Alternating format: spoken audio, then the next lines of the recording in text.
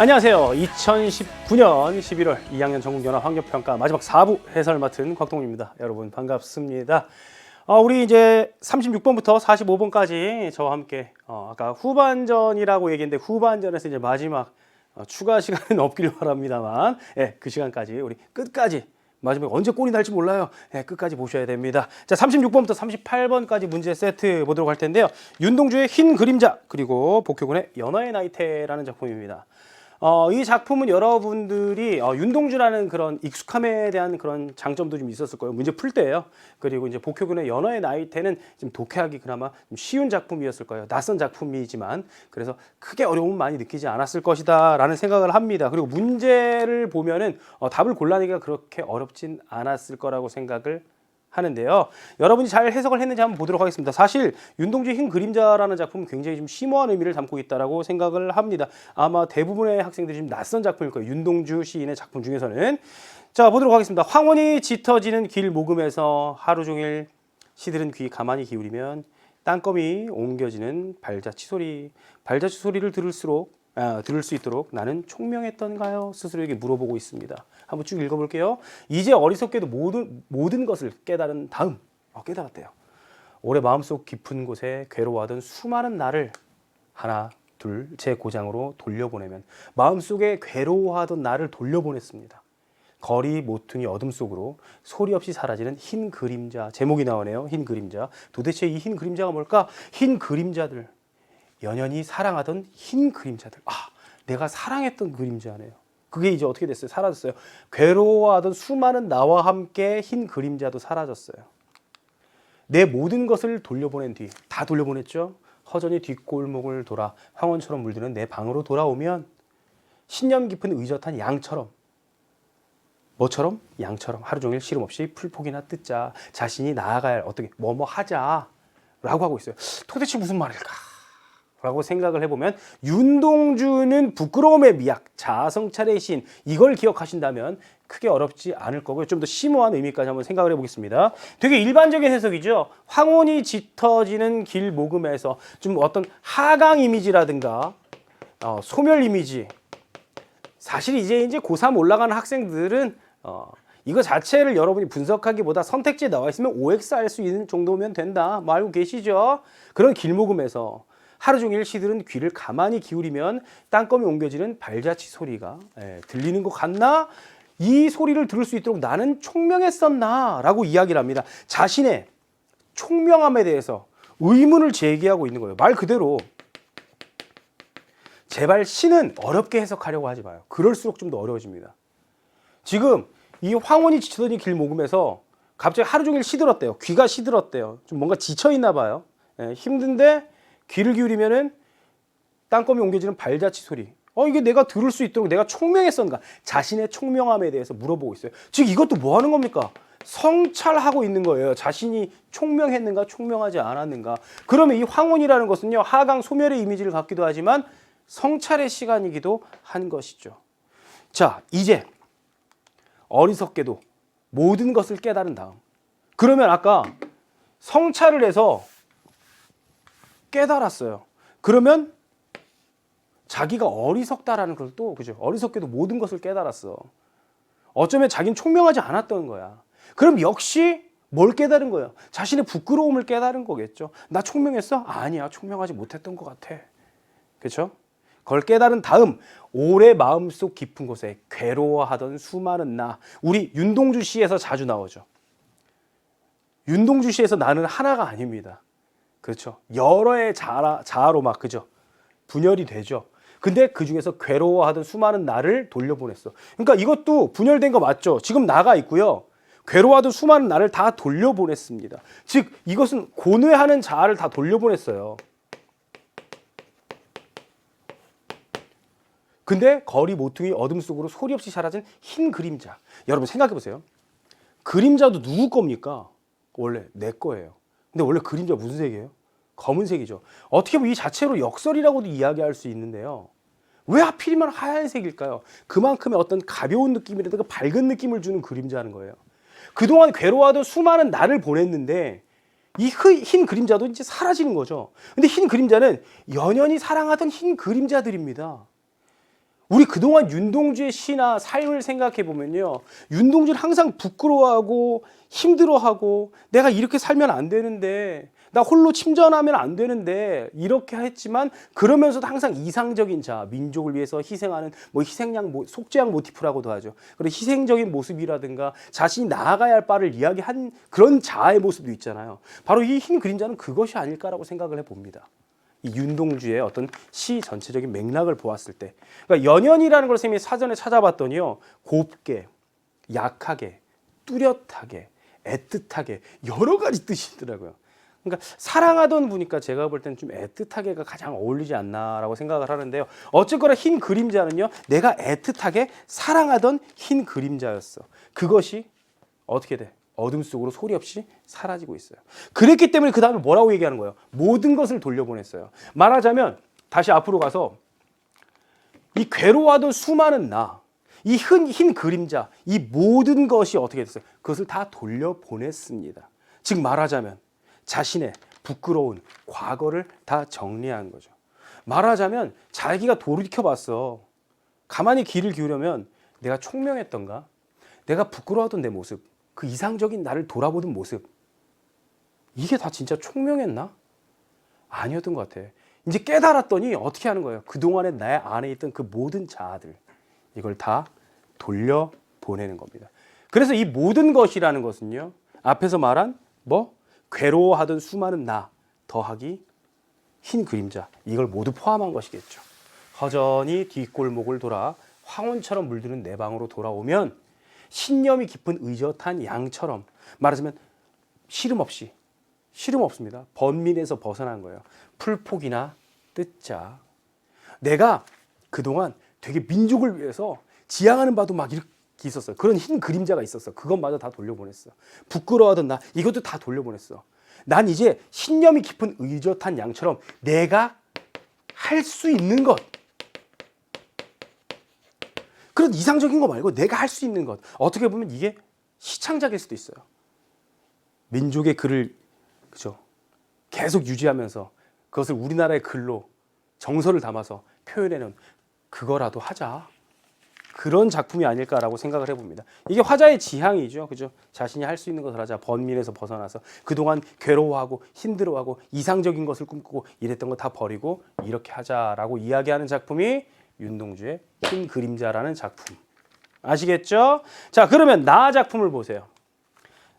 저 이 시를 처음 봤거든요. 저도 이제 이 수업 준비를 하면서 반했어요. 되게 멋진 작품인 것 같습니다. 예, 연어의 나이테라는 작품인데, 우선 제가 이거 풀면서 좀 배가 고파서 많이 연어를 먹고 싶었는데 처음에 연어의 살 속엔 이게 나오더라고요. 그래서 자, 잘라놓은 연어의 살 속엔, 여러분 연어회 같은 거 보신 적이 있나요? 그죠? 거기 안에 무늬가 있습니다. 실제로 어떤 결이 있어요. 나이테 무늬가 있다. 그렇구나, 맞아.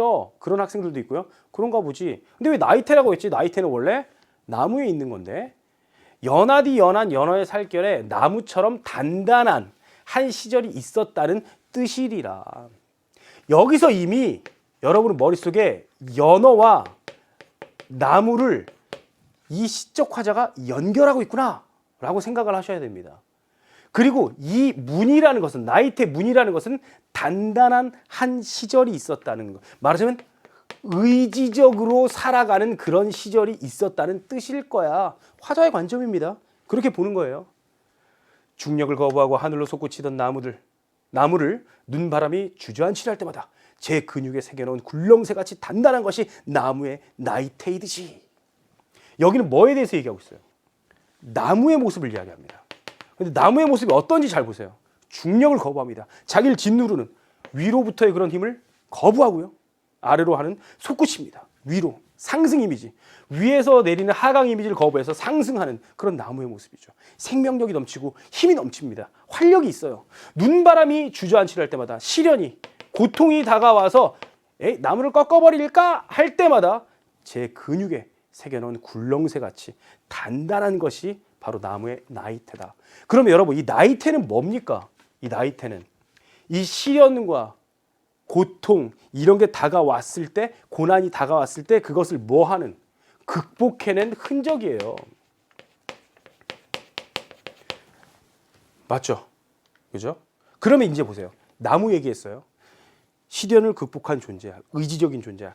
근데 한사코 아래로만 흐르려는 물길을 거슬러. 이번에 누구 얘기하는 걸까요? 연어죠. 거꾸로 강을 거슬러 오르는 저 힘찬 연어들처럼, 그죠? 폭포수를 뛰어넘는 연어입니다. 그렇게. 사나운 물살이 저 바닥으로 내동댕이 칠 때마다. 그럼 여러분 잘 보세요. 한사코 아래로만 흐르려는 물길. 이게 바로 중력이죠. 위에서 나온. 그런 거 동일한 거죠. 여기서 나무 얘기했다면 이제 연어와 동일한 존재로 만들어서 이야기를 하는 거예요. 물길을 거슬러 솟구치던 거슬러. 그렇죠? 폭포수가 아까 위에서 아래로 내려오는 그런 물길이죠. 그걸 뛰어넘는 연어를 사나운 물살. 이게 앞으로 보면 뭐죠? 앞에서 눈바람이 내동댕이. 그렇죠? 이번엔 사나운 물살이 내동댕이.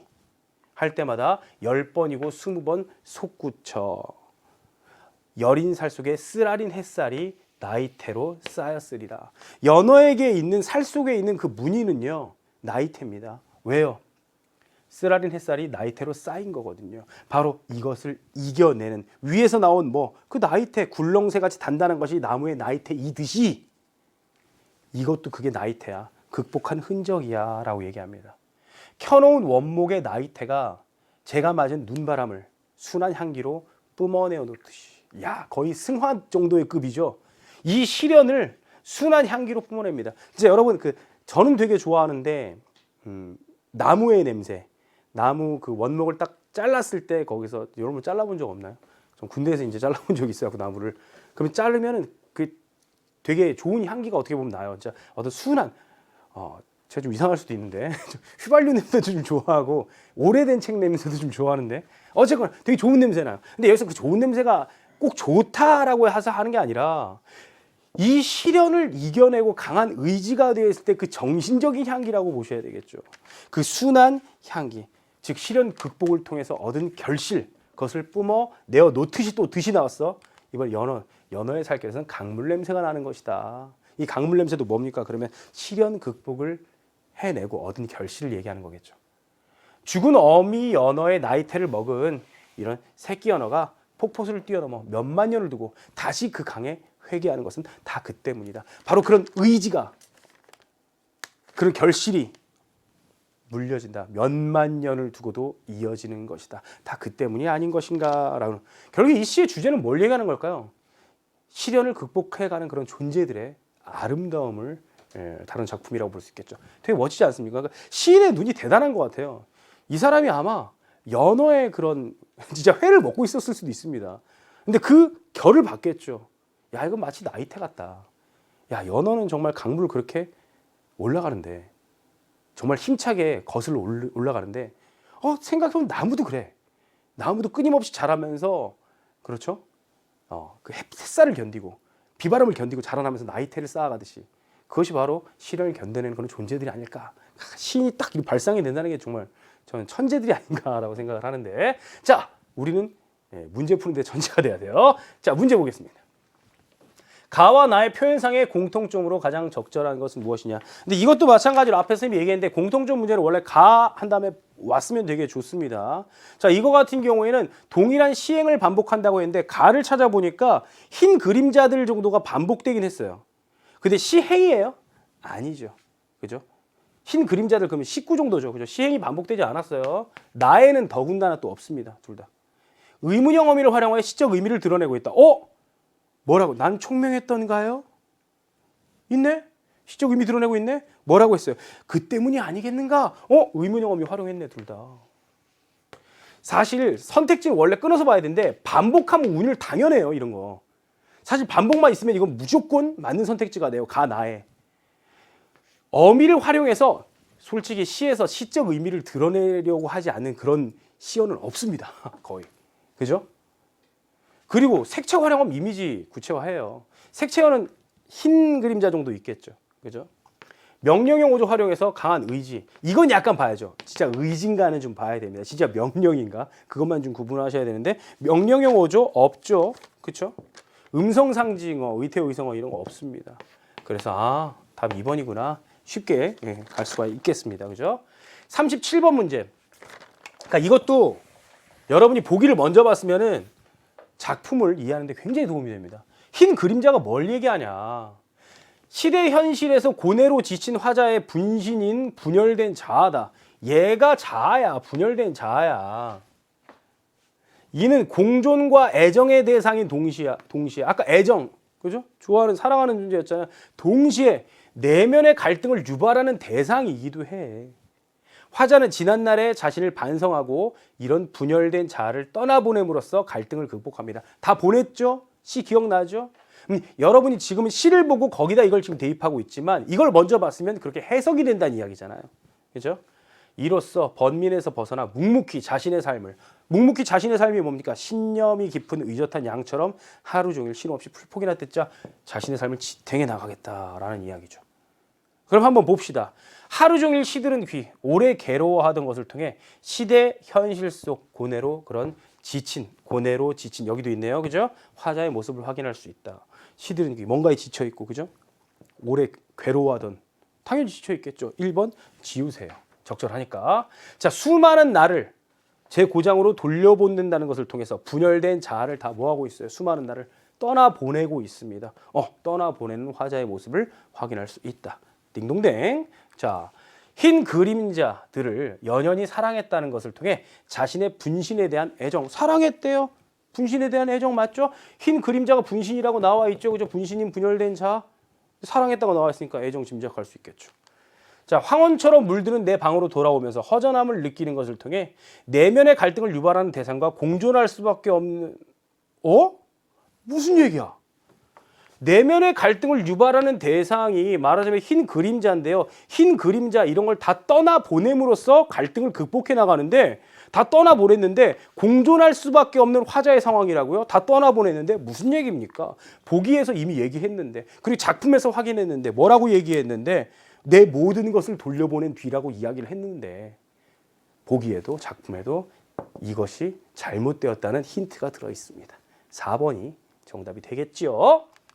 자, 신념이 깊은 의젓한 어린 양처럼 시름 없이 풀포기를 뜯겠다는 것을 통해 아까 이 마지막 부분 번민에서 벗어나 묵묵히 자신의 삶을 지탱해 나가고자 하는 그런 화자의 모습을 짐작할 수 있을 것이다 라는 것. 굉장히 좀 이 시도 그 윤동주의 시 중에서 제가 보기엔 정말 멋진 시 같습니다. 그죠? 37번 그래서 4번 해결했죠. 자, 38번 문제입니다. 연어의 나이테는요. 생애 형식이라는 측면에 착안해서 연어와 나무의 유사성을 중심으로 두 대상 연결했다. 여러분도 알고 계시겠죠 이미. 낯선 대상과 낯익은 대상을 연결함으로써 시적 효과를 극대화하고 있다. 그러니까 여러분도 이것도 먼저 봤으면 얘 연어랑 나무 사이 유사성을 바탕으로 하는구나. 물론 제목이 시의 완성이라고 하죠. 제목을 또 먼저 보는 것도 방법입니다. 원래 제일 먼저 제가 보는 건 제목 그리고 보기예요. 이것도 여러분 좀 알아두시면 좋을 것 같아요. 그래 제목 보고 나서 이거 봤으면 연어의 나이테 이거구나 라는 걸 생각할 수 있겠죠. 자, 그래서 연결하면서 시적 효과를 극대화하고 있는데 두 대상이 연결되는 양상과 시적 의미를 탐구해 한번 보자 라고 되어 있습니다. 사실 유사성 빼고 별 힌트 주는 건 아닌데 유사성만으로도 큰 힌트긴 하죠. 그죠? 자, 기억과 제 근육은 유사한 형태의 무늬를 지녔다는 점에서 기억이 뭘까요? 연어의 살입니다. 제 근육은 유사한 형태의 무늬를 지녔다는 점에서 연결되어서 연어의 무늬에 나무의 나이테 같은 그런 단단함이 있다. 나와 있죠. 연어의 살에 그런 단단함. 여기서 단단함이 진짜 그 단단함이 아니라 의지라든가 극복하고자 하는 그런 마음 이런 것들이 되겠죠. 어쨌거나 맞는 내용이 되어 있습니다. 자, 솟구치던 나무는 자신에게 가해지는 아래로 향하는 힘을 거부한다는 점에서 중력을 거부한다는 점에서 연어에게 나무와 같은 강인함이 있다. 니은이 뭔데요? 폭포수를 뛰어넘는 연어죠. 아까 쌤이 유사성 얘기해줬죠. 중력이 뭡니까? 한사코 아래로만 흐르는 물길. 그게 폭포잖아요. 그죠? 그렇기 때문에 2번도 맞는 내용이 될 거예요. 자, 디귿. 디귿이 뭐냐? 사나운 물살. 연어에게 가해지는 시련이었습니다. 이것과 눈바람. 이것은 나무에게 가해지는 시련이었잖아요. 반복적인 가해지는 그런 시련이다. 연어가 나무처럼 부단히 반복되는 시련을 겪어내고 있는 그런 존재다. 알 수 있겠고요. 리을이 뭔가요? 강물 냄새입니다. 이게 뭐였죠? 시련을 극복을 통해서 얻어지는 그런 결실 같은 건데요. 나무에서 뭐가 나요? 대신 순한 향기가 납니다. 시련을 겪은 결과 지니게 되는 그런 결실. 마음속에 더 강한 의지라든가 이런 게 되겠죠. 자, 연어가 나무처럼 시련을 승화시켜 간직하는 그런 존재다. 이것도 맞네요. 그럼 다 5번이 있네. 5번이 그럼 뭐가 잘못됐는지 찾아봅시다.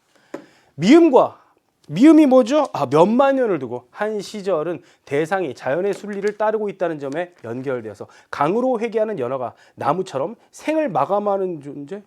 무슨 생을 갑자기 왜 생을 마감해? 여기서 뭘까요? 이거는 이것이 계속 세대를 이루어서 계속 이어지고 있다. 의지를 물려받는다. 세대를 넘어서 이어진다. 이런 내용이죠. 뭐가 갑자기 생을 마감해요? 5번이 왜 정답인지 알겠죠? 그래서 여기 이제 36번부터 38번은 시 분석 자체도 여러분 지금 할 수 있었을 거고요. 나시는. 그죠? 답을 골라내긴 그렇게 어렵지 않은. 아까 37번 문제도 모든 것을 돌려보내고 왔다라고 계속 얘기하는데 같이 공존할 수밖에 없다는 답이 굉장히 좀 명확하게 나오는 부분이 있잖아요. 예, 그래서 그렇게 어렵진 않았을 텐데 여러분이 그 부분을 잘 착안했는지 확인하는 게 중요합니다. 아시겠죠? 자, 이제 우리 산문문학 2편 남아 있는데요. 굉장히 좀 쉬웠습니다. 그죠? 낯선 작품이지만 쉬웠어요. 자, 권익중전 보도록 하겠습니다. 소설은 항상 어떻게 보아라? 인물 중심으로 장면으로 나누어서 본다라고 했는데 수능은 되게 행복하다. 왜냐하면 장면이 나누어져 있으니까 라고 하면서 이것도요, 여러분이 보기를 먼저 봤으면은 좀 더 편안하게 다가갈 수 있는 부분이 많아요. 그죠? 근데 먼저 봤을 테니까 여러분이 그걸 확인하면서 머릿속에 떠올리면서 읽어보도록 하겠습니다. 자, 권익중, 사람의 이름에 저는 항상 동그라미를 칩니다. 인왕자, 혼인을 약속했어요. 얼레리 꼴레리 좋겠네. 자, 조정의 세력과 옥낭몽. 발음도 힘들 정도로 별로 안 좋은 부정적인 인물 같아요. 왜냐면 이것으로 인해서 혼인이 좌절되거든요. 인왕자는 그래서 어떻게 돼요? 자결해. 그 후 권익중은 권승상의 권유로 위낭자와 혼인하나 인왕자를 잊지 못합니다. 제가 볼 땐 이 사람이 제일 불쌍한 것 같아요. 그죠? 혼인하나 잊지 못합니다. 인왕자는 죽어 천상에 올라가서 선녀가 되었습니다. 선녀 되었대. 그지? 옥황상제께서 인왕자를 보고요. 너는 인간 세상에서 배필을 만나지 못하고 원통이 죽었으니 강남아 강루 중림 속에 가 있으면 자연 네 배필 익중을 만날 것이다. 차후 일어날 사건을 예고해주고 있습니다. 그리고 다시 앞으로 가서 이 부분이 우리가 보기를 봤으면 뭘까요? 보기에서 무슨 내용 나와요? 천상계가 개입을 해서 진가쟁주를 유발한다고 나와 있거든요. 보기에 천상계가 개입한 부분이구나 여러분이 알 수 있는 거고요. 그럼 진가쟁주 유발되겠구나 알 수 있는 부분이에요. 그래서 보면 라 하시고 또한 허수아비를 만들어 주시면서 이 허수아비 이름은 우인이고요. 자태 얼굴 익중과 똑같아. 진가쟁주가 뭐 진짜와 가짜가 서로 다투는, 자기가 서로 진짜라고 그거죠. 자, 만들어 놓으라 하였다. 우인이 익중집 찾아갔어요. 승상과 부인이며 위낭자가 익중인 줄 알고 아이고 왔어요. 반겨서 서촉 안부를 물으니 우인이 대강 대답하고 진짜 익중이 오길 기다립니다. 이때 권생이 며칠을 돌아다니다가 이렇게 사람 이름 바뀌었다고 여러분 헷갈리지 마십시오. 권익중이니까 권생이 익중이에요. 돌아다니다 집으로 돌아와서 대문 안에 들어서니까 당상에 어떤 한 사람이 앉았다 일어났다 하면서 화를 내고 있습니다. 누굽니까 얘가? 우인이죠. 익중이를 보고 익중이를 보고 야 내가 서촉으로 갈 때 저러한 귀신이 꿈에 현몽하여 나는 금강산에서는 헛개비라는 귀신이다. 비 오고 바람 부는 날이면 의탁할 곳이 없다. 내가 들으니 너희 집이 부자라고 하니까 뭘 이래 너희 집 찾아가서 너를 쫓아내고 내가 있으리라 하면서 오늘 대낮에 들어온다 할거늘 저놈이 그놈이다. 내가 꿈에 쟤 봤어. 온다 그랬는데 진짜 왔네. 헛개비라는 귀신이 라고 하는 거죠. 이렇게 짐작하고 중문에 서서 부모를 엄마 아빠 부릅니다. 승상이 부인을 붙들고 기가 막혀. 인물의 심리죠. 뭐야 내 아들 둘이야? 묵묵히 말없이 앉아있을 따름이입니다. 익중이 들어오니까요. 난영난제대 어느 것이 진짜인지 가짜인지 알기 어렵다. 이게 진가쟁주. 그죠? 승상이 자식이 아비만 못하다 했으니 아비도 몰라보는구나 라고 하니까 부인이 얘기합니다. 야 먼저 온 것이 참 익중이 분명하고 나중 온 것이 귀신이야. 반대로 얘기했죠. 그죠? 왜냐면 어젯밤 여차여차한 꿈을 꾸었는데 과연 그대로이구나. 승상은 의심하지 말아라. 꿈을 근거로 해서 잘못된 판단을 하고 있습니다. 이어서 부인이 하인을 불어서 야 중문에 들어오는 귀신 급히 즉 진짜 익중을 내쫓아라 라고 합니다. 이에 하인이 번거지 쓰고 대문 밖에 쫓아나가서요. 복숭아나무 굵은 가지를 쓱 꺾어 손에 쥐고는 아래 종아리를 두드리며 개떡을 이마 위에 철석 붙이고 물밥을 등에 엎은 후 익중이 당장의 곤욕과 매를 견디지 못할 정도로 산골물이 콸콸 쏟아져 내려가 흘러가듯 두들겨 때렸다. 엄청 때렸다는 얘기예요. 그죠? 익중이 하는 수 없이 뛰쳐나와서 마을 숲을 앞 숲을 속에 기대에 앉아 생각하니까 야 이거 꿈이냐 생시냐. 자, 세상에 이런 허황한 일이 어디 있으리요. 이것이 다 가짜 익중 때문이나 소진과 장의 구별으로 밝힐 길이 없었다. 여기 이런 것들 서술자 개입이죠. 그죠? 서술자가 개입해서 인물의 속생각이라고 생각하시면 뒤에 속생각은 이렇게 나와요. 그렇기 때문에 이것은 서술자 개입으로 볼 수 있을 것 같아요. 자, 이것이 다 가짜 익중 때문이나 소진과 장의 구변으로도 밝힐 길이 없었다. 이 서술자가 얘기하는 거니까. 자, 다시 들어가 맞아 죽기를 결단하고 한번 진위를 분별해 보리라고 여기다가 돌이켜 생각. 가짜로 들어온 귀신에게 두들겨 맞은 꼴로 변명도 쓸데 없겠거냐. 이제 천하강산 두루 돌아다니면서 구경한 다음에 이렇게 한 다음에 동정호에 빠져 죽으리라. 여러분 여기서 딱 느낌 오죠? 이제 만나겠구나. 우리 앞에서 천상계가 개입해서 그죠? 얘기했었잖아요. 옥황상제가 만날 거라고. 중략돼 있습니다. 장면이 알아서 끊겨 있어요. 그리고 여러분이 다음 보면 익중이 화려한 꽃무늬 금관모자에 꿈틀거리는 용문이 새겨진 허리띠 들고요. 낭자는 칠보단장. 무슨 얘기야? 이것도 역시 여러분이 보기를 봤으면 이해가 팍 돼요. 아, 둘이 결혼하는 장면이구나. 이게 보기에 나와 있거든요. 결혼한다고. 거기 만나서. 아, 여기서 만나서 결혼을 한 겁니다. 팔선녀들이 움직이며 자기가 온갖 악기들로 풍악을 울렸다. 예를 마친 후에 여러 성관들이 익중의 손을 잡고 우리 천상 성관으로 상제의 명을 받아 그대에게 예를 이루게 하노라 하고는 구름을 타고 안녕 사라졌어요.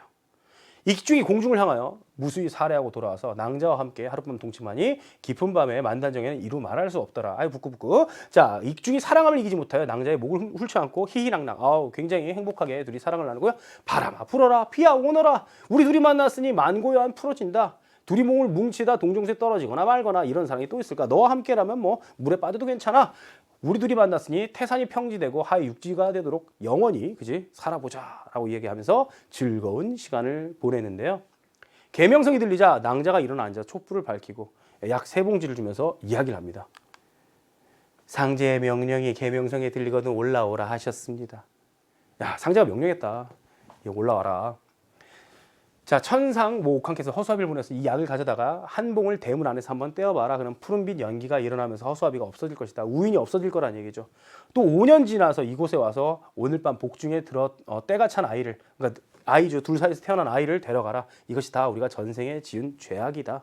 서로 만나 해로할 날이 멀었으니 어찌하겠느냐. 지금 헤어질 수밖에 없다. 그러니까 익중이 듣고 어유 깜짝 놀라서 크게 놀라서 오늘 낭자를 만나서 죽어도 같이 죽고 살아도 같이 살자였는데 이게 웬 말이냐. 가지 마라. 못 가라. 못 간다. 기약 없이 못 간다. 약속이라도 하고 가라. 만정의 횃불을 풀지도 못하고 간다는 말이 웬 말이냐. 말리죠. 만류를 하지만 다시 위로하면서 지나치게 슬퍼하지 말고 때를 기다려라. 언젠가 다시 만날 것 같죠. 이러면 그죠? 이별주 부어들고 이별곡을 지었다. 이게 바로 권익중전입니다. 내용이 되게 쉽죠. 앞에 우인이 나타나는 그런 장면, 진가쟁주의 장면 하나, 그리고 둘이 혼인을 하고 행복한 시간을 보내다가 이제 이별하는 장면 하나, 이거밖에 없습니다. 자, 문제 풀어보도록 할게요. 인물 간의 대화를 통해 인물의 정서를 드러내고 있다. 근데 인물의 대화에서 어느 정도 정서는 대부분 드러나는데요. 진짜 대화가 정서가 드러나 있는가? 있잖아요. 못 간다.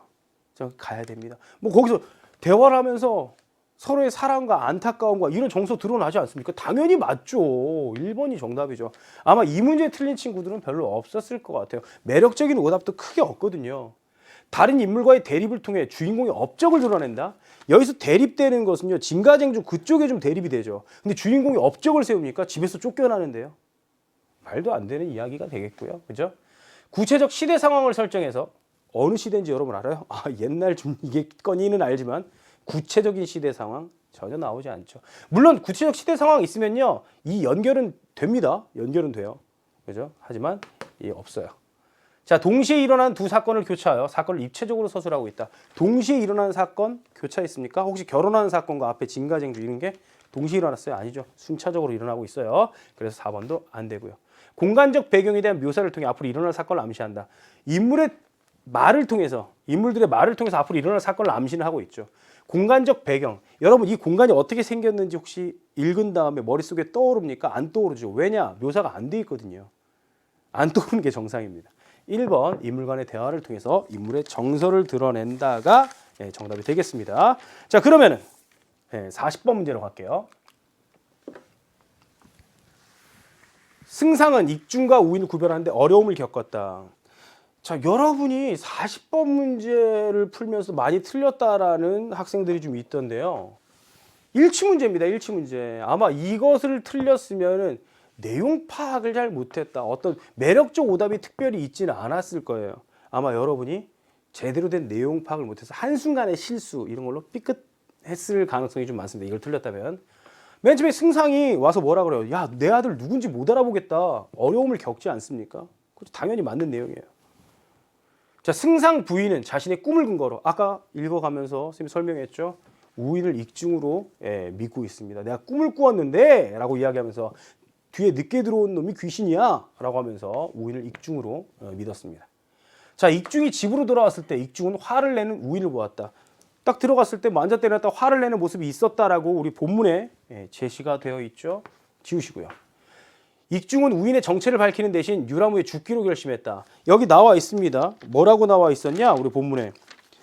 아, 내가 차라리 죽으려고 했는데 뭐 명월 악양루 구경하고 동정어에 빠져 죽으리라 결심한 거야. 진짜 죽은 게 아니라. 4번을 답으로 혹시 했다면 큰일 납니다. 그렇죠? 여러분이 대충 읽어버렸거나 아니면 야 설마 유람후에 죽기로 결심한 사람이 어디 있겠어. 그냥 추론으로 풀었을 때 4번 고르지 않는 한 4번이 본문에 그대로 나와 있기 때문에 4번 안 돼. 그럼 답 5번이겠네. 왜? 뭐가 잘못돼 있어? 안부를 묻는 말에 대한 우인의 대답 때문에 우인을 반겨? 애초에 반기는데 묻는 말에 대충 대답하죠. 우인이. 그렇기 때문에 안부를 묻는 말에 대한 우인의 대답 때문에 우인을 반겼다 틀려요. 우선 우인을 반기고 나서 안부를 묻는 말을 합니다. 거기 또 대강 대답해요. 그렇기 때문에 5번이 잘못된 그런 설명이 되는 것이다. 우리가 본문을 통해서 확인할 수 있었고요. 41번 갈게요. 이런 식으로 이제 소설에서 요즘 묶음으로 끊어서 내는 문제가 종종 나오곤 하죠. A가 어떤 부분입니까? 우리 또 본문을 봐야 되겠네요. 제가 뭐 지문을 다 외우고 풀지는 않지 않습니까? 그죠? 자, 내가 서쪽으로 갈 때 저러한 귀신이 꿈에 나타나서 헛개비 귀신이다 라고 하면서 나타나는데 저놈이 바로 그놈이구나 라고 이야기합니다. A가 뭐다? 우인을 보고 여기서 익중이 자신의 옛날 꿈꾼 것을 바탕으로 그게 그 헛개비 귀신이다 라고 판단하는 거죠. 현실적 인물에 대한 연민을 드러냅니까? 우인은 현실적 인물도 아닙니다. 거기에 대해서 연민도 아니에요. 그렇죠? A에서는 상대방의 위세에 대한 두려움을 드러냅니까? 아니죠. 저놈이 그 귀신인가 봐 라고 이야기하잖아요. A에서는 부정적 상황에 대한 인물의 추측. 내가 또 있어. 그죠? 나인 척하고 있어. 부정적 상황 맞죠? 인물의 추측. 내가 꿈에서 그거 봤는데 저놈이 그놈인가 봐. 맞는 내용이 되겠네요. 그죠? A에서는 실현 가능한 사건에 대한 인물의 믿음을. 자, 이게 실현 가능한 사건에 대한 인물의 믿음? 이게 실현 가능하니까 내가 믿어야지. 그런 내용 아니죠. 그죠? A에서는 예상했던 사건에 대한 인물의 안도감. 예상했던 사건. 내가 꿈에서 봤는데 예상은 좀 했을 수도 있어. 안도감 말도 안 되죠. A에서 답 나와버립니다. 그렇죠? 답 3번이에요. 그래도 우린 공부하는 입장에서 나머지 확인해야 되겠죠. B에서는 비현실적 인물에 대한 애정을 드러낸다. B가 뭔데 둘이 야 바람 부어라. 비야 와라. 우리 함께라면 나는 지금 행복해 라고 얘기하는 우리 인왕자와 같이 행복한 시간을 보내는 거죠. 비현실적인 인물에 대한 애정. 이건 어느 정도 제가 맞다고 봐요. 왜냐면 인왕자가 사실 자결했는데 선녀가 됐잖아요. 비현실적인 인물 맞잖아요. 거기에 대한 애정 드러낸다고 볼 수 있어요. 제가 볼 때는. 근데 이미 틀렸으니까. 그렇죠? 자신의 처지에 대한 슬픔 행복해 죽겠는데 아유 큰일 날 뻔했네. 무슨 얘기야. 그렇지? 자, B에서는 긍정적 상황에 대한 인물의 만족감. 행복해. 예. 그래서 3번이 나오는 거죠. B에서는 실현 불가능한 사건에 대한 인물의 실망. 아니 지금 앞에 함께 있는 그 여인과 함께 있는 것을 행복해 하는데 무슨 얘기야. 안 돼. B에서는 예상하지 못했던 사건에 대한 인물의 불안감. 불안해요. 행복한데. 그래서 답은 3번이 될 수밖에 없다라는 이야기입니다. 아시겠죠? 자, 여기 관련 지문 마지막 문제 42번입니다. 아까 그래서 보기를 먼저 보라는 거예요. 왜냐하면 먼저 봤으면 여러분이 이 진짜와 가짜가 다투는 우리가 옹고집전에서 나왔던 걸로 잘 알고 있죠. 그런 것이 나타난다. 또 천상계가 개입하는구나. 그래서 발생하는구나. 가족과의 갈등이 나오네. 권익중이 고난을 겪네요.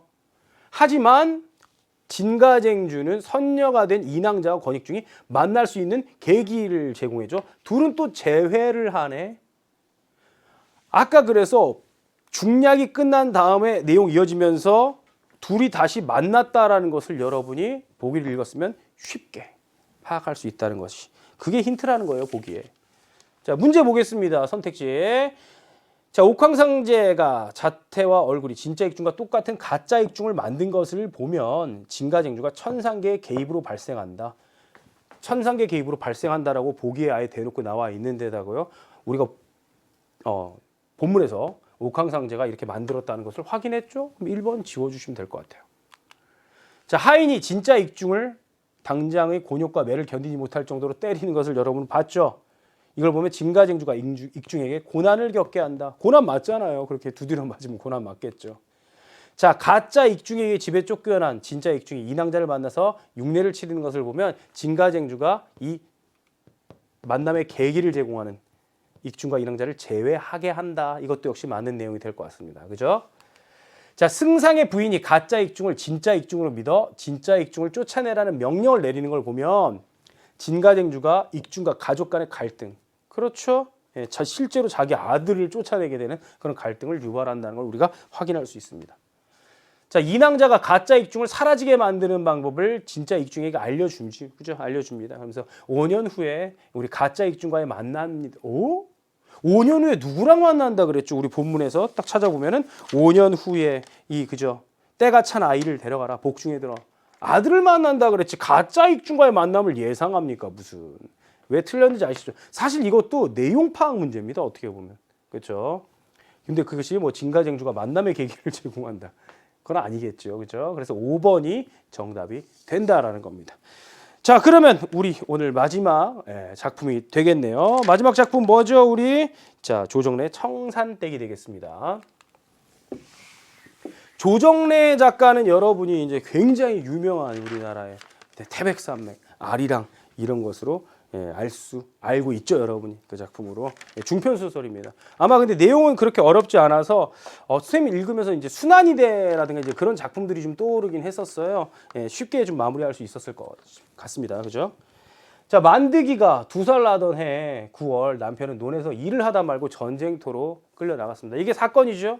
전쟁터로 끌려 나갔습니다. 남편은 흙이 묻은 손으로 화물 열차에 떠밀려 들어가면서 소리를 지르고 있었습니다. 잘 간수하고 만드기 병 안 들게 혀. 이 상황에서도 뭐 하는 거야 이거. 가족에 대한 걱정을 하죠. 남편은 문단속 잘하는 말은 하지 않았지만 징용을 끌려갈 때처럼 기차는 산구비를 돌아갔고, 그러니까 예전에 이제 징용을 또 한번 끌려 나간 적이 있나 봐요. 그때처럼 돌아갔고, 그네가 아무래도 이제 청산댁이 되겠죠. 그네는 그때와 마찬가지로 넋을 잃은 그런 사람처럼 언제까지나 그 자리에 서 있었습니다. 마음도 아프고 허전하고 그런 복합적인 심리일 거예요. 해질 무렵에야 논둑에서 눈만 껌뻑이고 섰는 소를 끌고 오면서 그네는 중얼거리고 있었다. 아무나 다 죽간 뒤에 죽고 사는 것이야. 다 운수소관이요. 그죠? 죽지 않을 거야 라는 거죠. 이거죠. 내 남편이 나갔지만 죽지 않을 거야. 이장어 어른의 말은 남편이 노무자로 나갔다고 했다. 이북 사람들이 쳐내라. 전쟁 상황인 거죠. 그죠? 자, 싸움이 한창이라는 것이었다. 찬바람이 일기 시작하자 난모를 객지 사람들이 몰려들기 시작했다. 피란민이라고 했다. 전쟁 상황을 잘 보여주고 있습니다. 동네 사람들은 싸움터에서 멀리 떨어져서 피란을 가지 않는 것만도 참 다행이라고 이제 얘기를 했다. 근데 여러분이 이제 문제를 풀면서 혹시라도 확인을 하셨으면 독서 문제도 마찬가지인데 기역, 니은, 디귿 이 세 가지를 묻는다거나 기역, 니은 물어보면은 얘네들 간의 관계를 묻는 게 맞는데 기역부터 미음까지 있으면은 주로 구절에 대한 내용 묻는데 여기 구절 문제가 나와요. 44번에. 선생님 깜빡하고 문제 발문을 확인 안 하고 넘어갔는데 그런 것도 굉장히 중요한 부분 중에 하나입니다. 늦게라도 얘기했으니까 괜찮죠? 자, 어쨌거나 그것만도 참 다행이라고 그렇게 심리를 마을 사람들의 심리를 이야기해 주죠. 어수선한 인심, 힘쓸 남자들이 없는 농촌, 궁색한 그런 속에 해가 바뀌고요. 그네가 남편을 한 줌의 재로 맞은 것은 그의 겨울이었다. 남편이 어떻게 돌아온 거예요? 죽어서 돌아온 거예요. 그죠? 남편은 집을 떠난 지 1년 반 가까워 제로변에 온 것이었다. 그네 나이 27이었다. 정말 젊은 나이에 과부가 된 거죠. 그죠? 전쟁은 다음 해 끝났고 남편의 3년상이 지나가기 전에 누구의 입에서인지 모르게 동네 사람들은 그네를 청산댁이라고 부르기 시작했다. 청산댁은 이를 앙다물었다. 울어서 돌아올 남편이 아니었고 그 전답을 두고 두 자식을 굶겨 죽일 수는 없었다. 바로 뭡니까? 의지예요. 모성이죠. 남편은 죽었지만 자식을 굶겨 죽일 수 없어. 내가 열심히 살아서 자식들을 키워야 돼. 중략 부분 줄거리 나옵니다. 중략 부분 줄거리, 앞부분 줄거리. 이거 누가 해놨어요? 작가가? 아니, 출제자가 왜 했을까요? 이 부분이 있어야지 문제를 풀거나 내용이 전개되는데 파악이 되니까 해놓은 거예요. 굳이 쓸데없는 노력을 들여서 왜 중략 부분 줄거리 해놓습니까? 즉 선생님 말은 중략 부분 줄거리 꼼꼼하게 읽으라는 거예요. 알겠죠? 청산댁은 두 아들 뒷바라지하면서 어렵게 살아갑니다. 자, 시간이 흘러 장애가 있는 첫째 아들 달리 둘째 아들 만드기 이제 군대 간 후 월남으로 떠나게 되는 거예요. 이 청산댁은요, 말하자면 계속 징용, 뭐 일제강점기부터 해서 전쟁을 거치고 이제 월남전 이때 아들을 보내는 것까지 그 역사의 질곡이라고 얘기하죠. 말하자면 청산댁은 그것을 겪은 한 여인. 그러니까 이 작품의 주제가 뭐야? 역사의 순환 속에서 한 여인의 삶을 다루고 있는 작품이에요. 바로 그런 내용입니다. 아시겠죠? 자, 그래서 월남으로 떠나게 됩니다. 청산댁은 며칠 남지 않은 손자 돌채비에 일손이 바빠다. 아, 손자 돌인가 봐요. 콩나물도 통통하게 살이 오른 게 손가락 2마디 정도 자라고 있었고요. 고사리며 취나물 등 산나물도 물에 담가두었고요. 삶아서 2번 물을 갈았습니다. 돌떡은 종류가 많을수록 좋다니까 인절미, 백설기, 절편 이런 식으로 상황을 구체적으로 이야기하는 이유가 뭘까요? 왜일까요? 당연히 이 부분은 누구에 대해서? 청산댁이란 인물의 심리를 얘기하는 거예요. 어떤 상황일까요? 손자 돌이야 기뻐 행복하게 준비하는 모습을 이야기하기 위해서 이렇게 쭉 설명을 해주고 있는 거죠. 자, 청산댁은 마루에서 수술을 고르고 있었다. 옆에 놓인 트랜지스터에서는 재방송 연속극이 흘러나오고 있었다. 청산댁 계시오? 누구다요? 청산댁은 연속극에 귀를 기울인 채로 고개를 돌렸습니다. 반장이 난모를 사내를 데리고 마당을 가로질러 오고 있었다. 뭔가 이때부터 여러분 솔직히 문제 풀 때 불길한 느낌 안 들었습니까? 저는 그랬는데요. 마침 기시였구만이라. 어쩐 일이요? 일로 앉으시오. 청산댁은 마루를 대충 치웠습니다. 아유, 괜찮아요. 근데 읍사무소에서 나온 양반이요. 반장은 낯선 사내를 가리켰습니다. 저 실례합니다. 읍사무소에서 나왔습니다. 세금 다 냈는데 읍사무소는 무신? 전혀 예상을 못하고 있어요. 그죠? 그게 아니고요. 저 천만득이 모친이 틀림없죠? 야, 그런데요? 저 다름이 아니라 사내는 서류를 넘기며 말을 주저하고 있었다. 차마 얘기 못하는 거야. 무슨 일이다요? 아, 안기나 하시오. 저 다름이 아니라 이걸 전하려고 사내는 한 발짝 다가서며 종이를 내밀었고 반장은 굳은 얼굴로 외면을 하고 있었다. 이쪽에서 여러분 이미 예상했죠. 까막눈인데 뭘지 알겠어? 저 다름이 아니라 천만득이 전사통지서입니다. 점점점. 남편의 얼굴이 확 다가들었다. 만득이 얼굴이 뒤범벅되었다. 남편, 그 아빠와 아들 둘 다 어떤 역사의 그런 비극적인 희생양이라고 할 수 있겠죠. 그렇죠? 자, 남편. 그래서 선생님 여기서 그 순환이대가 생각난 이유가 그런 것 같아요. 아빠와 아들이 둘 다 전쟁으로 인해서 희생당하고 그런 모습들. 자, 남편을 한 줌의 죄로 맞던 날 싸우다 죽은 소식을 알리는 것이라는 설명을 듣고서야 정신을 잃었던 그 무시무시한 말. 전사통지서. 뭐죠? 전사통지서. 청산댁은 벌떡 일어서는가 했더니 나무등 주점 그대로 그죠? 넘어졌습니다. 눈알이 허옇게 뒤집어져 있었다. 정신적 충격으로 넋을 놔버린 거죠. 그죠? 자, 반장과 읍사무소 직원이 찬물을 깨고 수족을 주무르고 해서 한참 만에 정신이 들었다. 청산댁은 소스라치게 놀라며 눈을 떴습니다. 잠시 주춤하더니 직원에게로 다가섭니다. 달려듭니다. 내 자석을 안 된다니까 안 돼요. 어쩌 내 자석을 하면서 청산댁은 소리 지르며 읍사무소 직원에게 매달렸습니다. 그런 청산댁의 눈에는 파란 불이 켜져 있었다. 뭐 거의 광기죠. 그죠? 이거는. 청산댁은 이빨을 뿌드득 깔더니 직원의 양복깃을 틀어잡은 채 또 까무러쳤다. 이게 바로 자식을 잃은 슬픔입니다. 실제로. 그죠? 선생님이 예전에 꿈을 꾼 적이 있거든요. 아들을 낳고 나서 얼마 후에 꿈에서 아들이 좀 아프게 되는 그런 꿈을 꿨어요. 꿈속에서 엄청 울었는데 되게 놀랍게 눈을 딱 떴거든요. 근데 진짜 베개가 젖어 있었어요. 진짜 꿈을 꾸면서 자면서 진짜 울더라고요. 근데 자식을 전쟁터에서 잃었으니 어떻겠습니까? 그죠? 자, 또 까무러쳤어요. 청산댁 손에서 풀려나온 직원은 뺑소니 쳤습니다. 왜? 민망하니까. 자기가 또 그렇게 당할 수도 없고 미안하기도 하고 여러 가지 그런 감정이 있을 거예요. 다시 정신을 차린 청산댁은 소리를 지르며 읍내로 뻗은 길을 내달리고 있었다. 맨발인 채 뛰고 있는 청산댁의 낭자머리는 해풀어져 있고요. 손에는 낫이 들려 있습니다. 이게 아마 누굴 해치려는 게 아니라 거의 그냥 광기원이 자기가 지금 뭘 들고 있는지도 모를 거예요. 아마 그죠? 청산댁은 그 길로 실성을 내버렸다는 말이 삽시간에 동네에 퍼졌습니다. 청산댁은 돌아오지 않았고요. 밤새도록 며느리의 곡소리만 어둠에 번지고 있었다. 자기 남편이 죽었기 때문이죠. 그죠? 청산댁은 사흘 후에 차에 실려 돌아왔어요. 그날 청산댁은 읍사무소에서 또 까무러쳤고요. 그 길로 병원으로 옮겨졌던 것이었습니다. 청산댁은 사색이 깃들어 있었다. 눈은 멍하니 허공을 더듬고 있었습니다. 청산댁을 보자 며느리는 또 다시 울음을 터뜨렸습니다. 원래 이제 슬픈 상황에서 같은 그런 슬픔을 갖고 있는 사람을 보면 더 울음이 나기 마련이잖아요. 그죠? 청산댁은 표정 없는 얼굴로 며느리 품에서 손자를 옮겨놨다. 울지 말아라. 무슨 소양이 있냐. 자석담새 이빨 악물고 살아야 쓴다. 방앗간에 가서 쌀지 오니라. 나는 솔잎 뜯으러 갈란다. 네 남편은 송편을 억시게 좋아했느니라.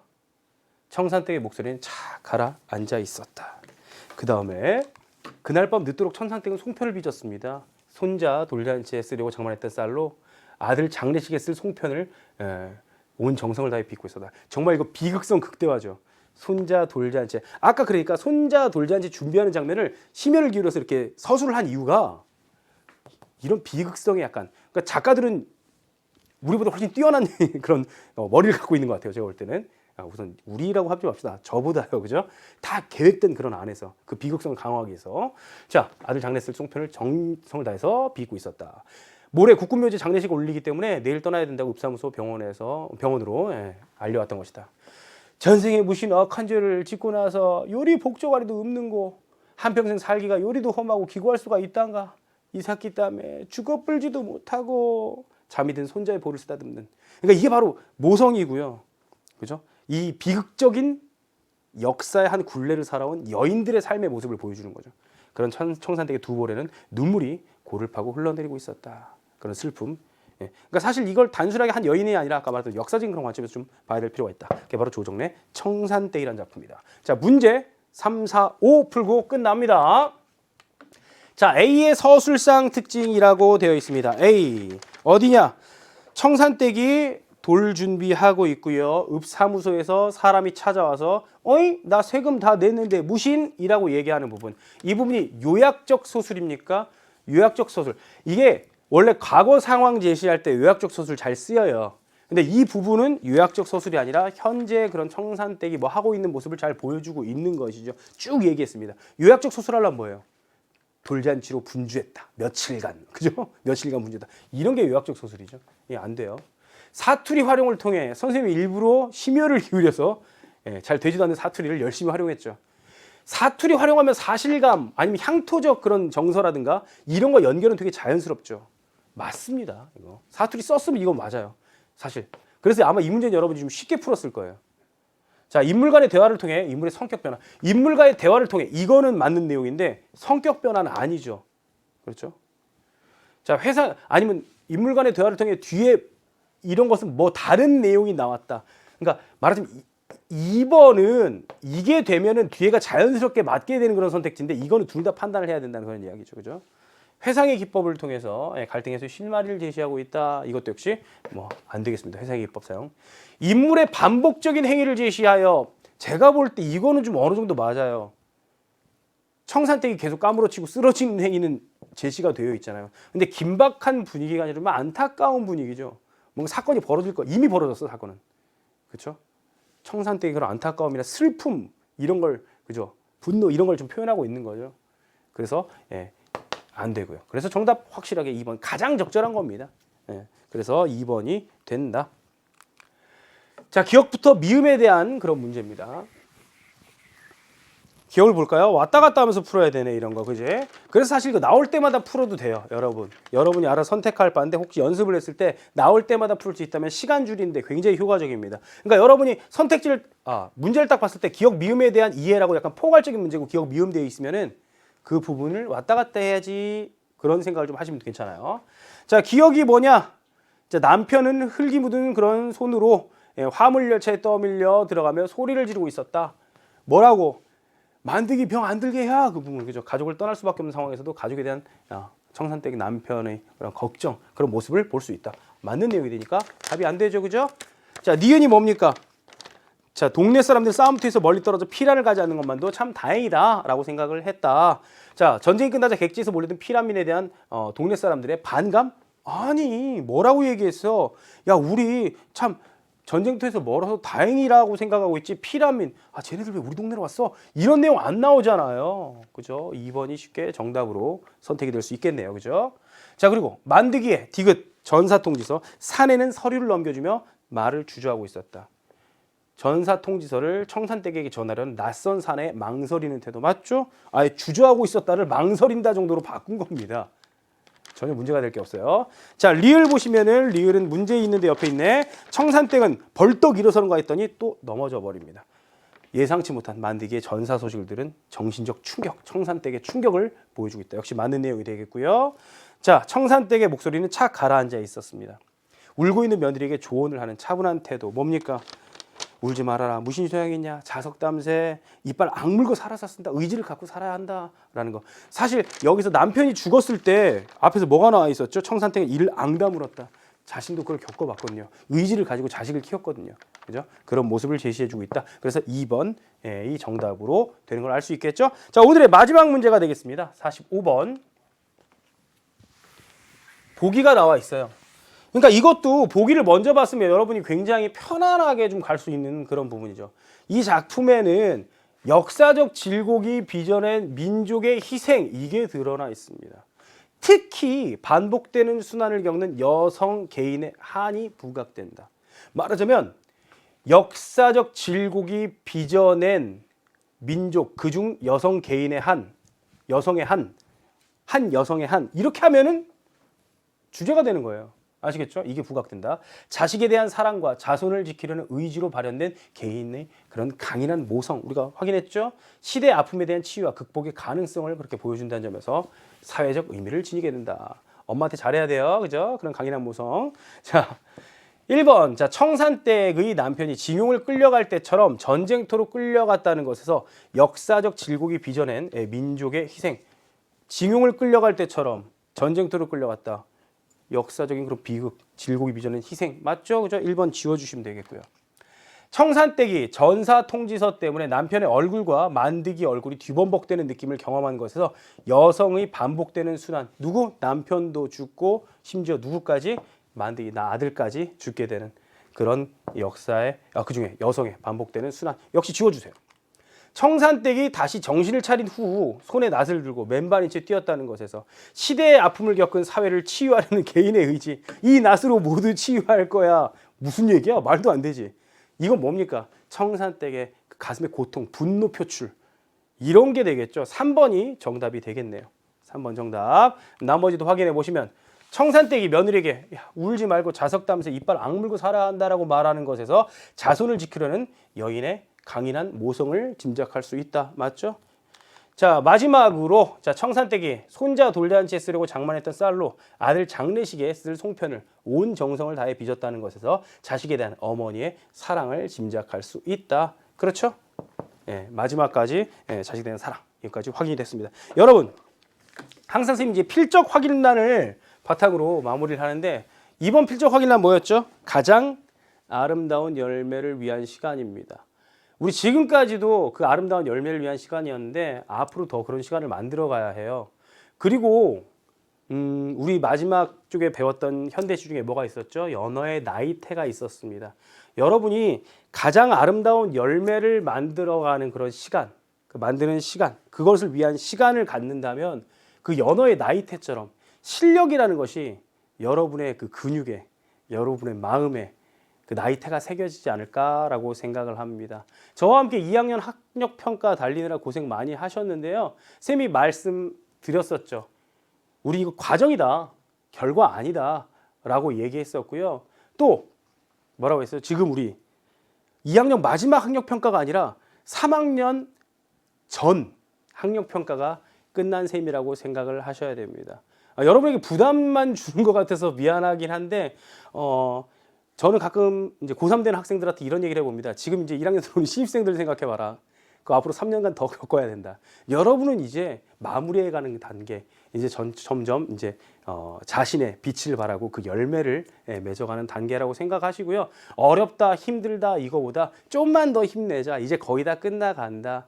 지금 그만두면 그동안은 뭐가 되나 이런 생각하면서 정말 거꾸로 강을 거슬러 오는 저 힘찬 연어들처럼 여러분의 마음속에 실력을 새겨가기 바랍니다. 예, 그동안 수고하셨습니다. 감사합니다.